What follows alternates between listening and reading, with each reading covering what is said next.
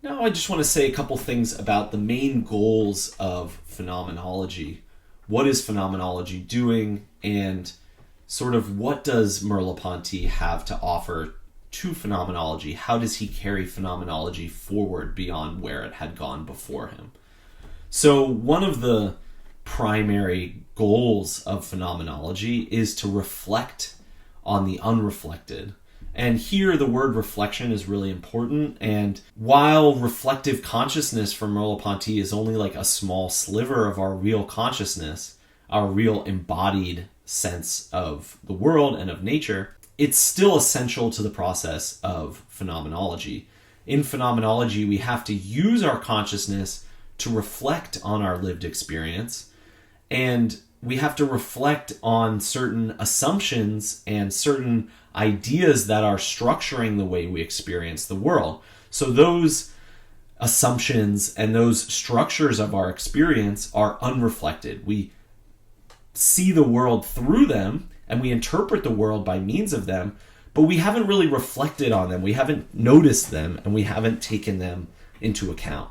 So one of the first goals of phenomenology is to notice what we haven't yet noticed. And if we think already of this idea of habit, we get around in the world by habituating ourselves to the world. And in that process, we don't think, I'm habituating myself to the world. What is it that makes possible the fact that I become habituated to the world? No, we look at the things that we're interacting with and we figure out how to deal with them, and eventually we get good at it, and then we never think about it again, right? So there are so many things in our interaction with the world that we ignore or that we don't reflect on. And so one of the first steps in phenomenology is going to be to reflect on those. And with that, the goal there is to approach and to describe experience in its own terms. We don't want to describe experience through already formulated theories or any kind of like narrative from culture or any sort of way of understanding things from empiricism or idealism or any of these classical theories in Western thought. We want to approach the experience on its own terms and let it show itself in its own terms. So really what we need to do is discover the unreflected. We need to discover the being of our lived experience and describe it, and describe the transcendental structures and all of the aspects that structure that experience and make sense of that experience.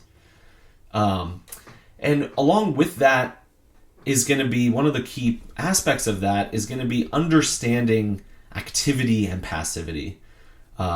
There are certain activities of our consciousness, there are certain activities at work in perceiving the world, and there is passivity at work within our consciousness. There's passivity at work within our lived body and our perception. We can think here of our use of language. When you use language, you have to actively put words together, but you also have to passively accept the language as it has been given us in history, right? So there's going to be a really dynamic, complex relationship between activity and passivity. And one of the goals of phenomenology, and especially Merleau-Ponty's phenomenology, is to use reflective consciousness in order to observe those relations of activity and passivity.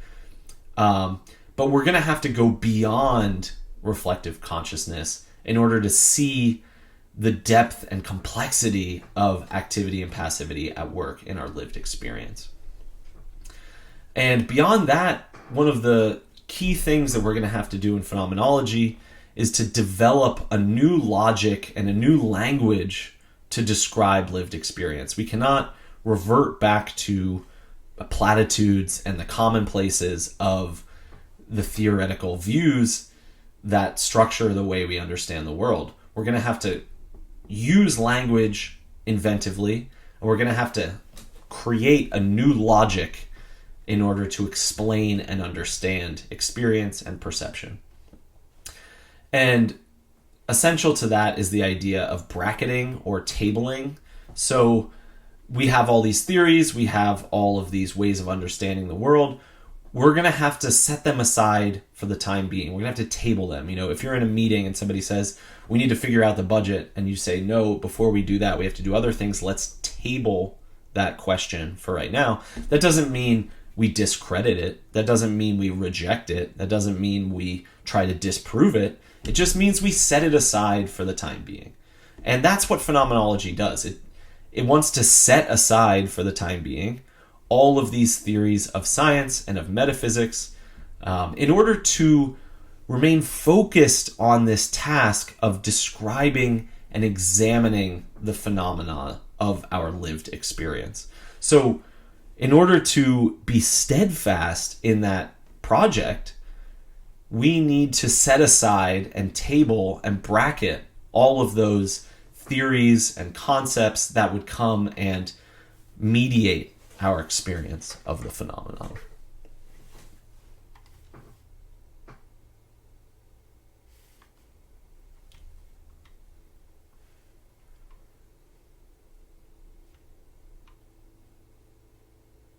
And now I just want to say a couple things about Merleau-Ponty and his main goals and contributions to phenomenology.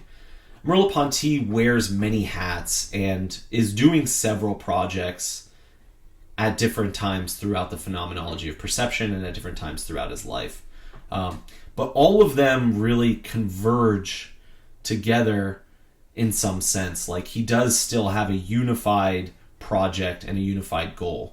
It's just that he oftentimes will step outside of the purely phenomenological and start to do ontology or start to do metaphysics again, start to do cosmology, even start to do science and critique science in such a way that helps to reorient science and sort of do philosophy of science. So Merleau-Ponty is wearing different hats at different times. His main hat is the phenomenologist, but as we'll see, he branches out beyond that.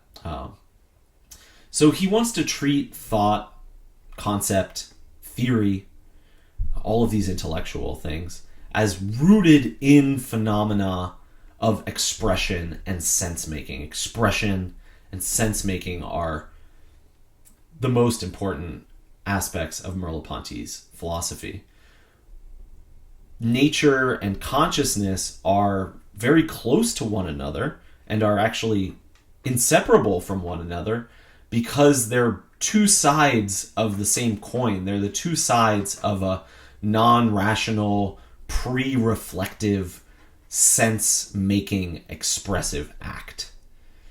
And that being the case for Merleau-Ponty, all of our personal, subjective views on the world, all of our reflective, rational concepts are really just aspects of a deeper, vital emergence of meaning, a kind of life in a pre-personal, embodied, moving, evolving process. All human and conventional aspects of our world, all of the structures of meaning, actually emerge from a background of our pre-human sense of the world, our interaction with non-human nature, our embeddedness, the embeddedness of our body within nature, the nature of our body itself, the naturalness of our body, and this is the weirdest part, the transcendental structures of nature itself. So remember, for Kant, transcendental structures are the way that consciousness constitutes our experience. Well, there is going to be a constitution of coherence and structures within nature itself, within our body, within perception, and within the kind of dialogue of our body and nature and our body and other people's bodies. So there are transcendental structures that aren't hidden in consciousness coming from a world beyond, like Plato.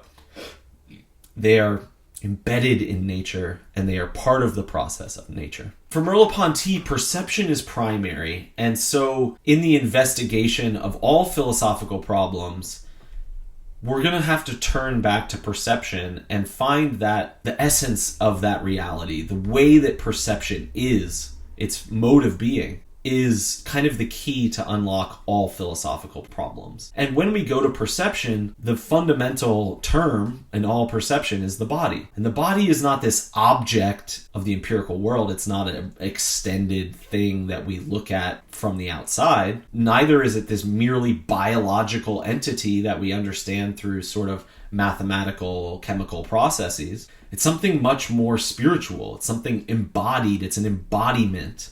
It's a lived reality in which meaning is always already there and is emerging in new ways and evolving. And in the same way that habit organizes movements into a unity that is greater than the sum of the parts, the body is always greater than the sum of the parts, and therefore it has this kind of integral spiritual dimension to it.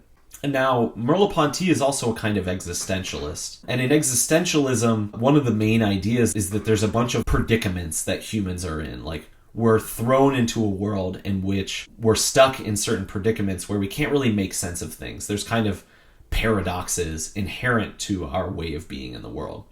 And so for Merleau-Ponty as an existentialist, life is a sort of tension between imitating the past, repeating the past, and beginning anew, inventing and evolving. So in some sense, we're kind of thrown into a world in which the past determines the meaning of the present. And in some aspects of our being, we are kind of beholden to the meaning of the past and tied to it in a way that we can't reject. We cannot simply disburden ourselves from the meaning of our history, of our culture, and our past. But at the same time, the past doesn't have as much of a hold on it as it could. We are capable of moving beyond the past. We are capable of inventing and evolving beyond the past. You know, a musician will pass through their musical tradition. They will be inculcated into a kind of musical culture. Their historical predecessors will inform them and teach them how to play music and all of that. But at the same time, they are necessarily inventing and developing new genres and moving past. And Merleau-Ponty says, for instance, when you write a novel, there is as much a need to draw on the prior historical meaning of words in order to write it, as there is a breaking of those rules and a emergence of new meaning, which takes that novel and opens meanings that never were opened before and allows language to be expressive in a new way. So expression is this kind of temporalization of evolving meaning evolving and opening up into new ways. And that will always mean that there's like contracting in or bringing in a bunch of details from past experiences, right? Like a multitude of past meanings and past correlations and associations and things like that, but also by a kind of genius, inventiveness, and by drawing on the ambiguity within being, within perception, within sensation. By that ambiguity, we are able to invent new meaning. We're able to create new sense. We're able to reevaluate what is relevant and what is associated and to restructure those webs of interrelatedness. So for Merleau-Ponty, sense-making is the most fundamental aspect of experience. It's that basic structure of experience. And so transcendental phenomenology looks to find these kinds of structures and describe them to give voice to and to articulate these essential attributes of our consciousness. All of our consciousness involves meaning. All of it involves a kind of orientation where multiplicity have a common understanding, have a common context, have a commonality to them, interrelatedness. All of our perceptions have a kind of temporality and they fit into coherent structures. So all of that aspect of consciousness is being described by phenomenology, and all of that falls under the title of transcendental philosophy and transcendental structure. So sense emerges in a preconceptual way and yet is always meaningful. So meaning is not dependent on intellectual consciousness constituting meaning. That's the big break from Kant.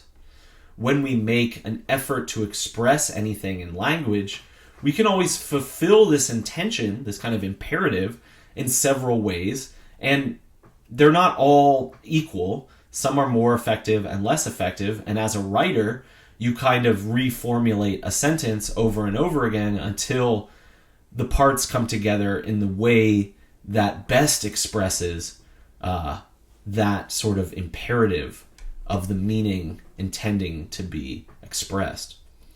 And when there is like a typo in a sentence, for instance, one main typo that a lot of people, myself included, make is kind of a singular plural disagreement. And an editor reading the text would have to ask the author, which did you intend? Did you want it to be both of the words in singular or both of the words in plural? And I have a kind of example of this. So this difference is sometimes negligible, but other times it's actually very important to slightly adjusting the sense of the sentence. And this example is very highlighting on exactly how language is manipulatable by us to slightly change its sense. So let's take this example. Philosophical cognition is manifest in such a way as to point to their rootedness in a pre-philosophical sense. That's a sentence, but the singular and plural disagree in it. So philosophical cognition is singular and points to their rootedness is plural. Okay, so what do? Do we make it their or its? Do we change that? Or do we change philosophical cognition to philosophical cognitions, right? Now, this slight change of sense in the sentence actually reorients the sentence in an important way. It is evident that one who reflects on philosophical thinking that such cognitions are rooted in pre-philosophical sense. The same basic content is being communicated, but they have a slightly different meaning. They have a slightly different sense. The one or the other will likely be preferable to the author's sense that they seek to convey. If we put the sentence in plural and say cognitions, this makes the emphasis on the events of thinking as a kind of plurality, rather than as a sort of general type philosophical thought. Instead, we have a plurality of cognitions that are various and different, versus philosophical thought as a kind of eternal a priori category and something which we already know the meaning of it. Versus when it's in plural, we think, well, maybe I know what some of them are, but maybe there's more of them, right? Plurality rests on a kind of generality as well, but in this case, it's a type of mental or spiritual activity called philosophical thinking, and admittedly, there are several ways of enacting which necessitates that it be taken not as homogeneous, but as a plurality. So this delimitation remains open to many senses of cognition. The plurality of shades and nuances of cognition are more like unique events in the life of an embodied mind. This is more in agreement with the sense of the last clause, that even philosophical thinking remains tethered to the sense of our embodied life and nature.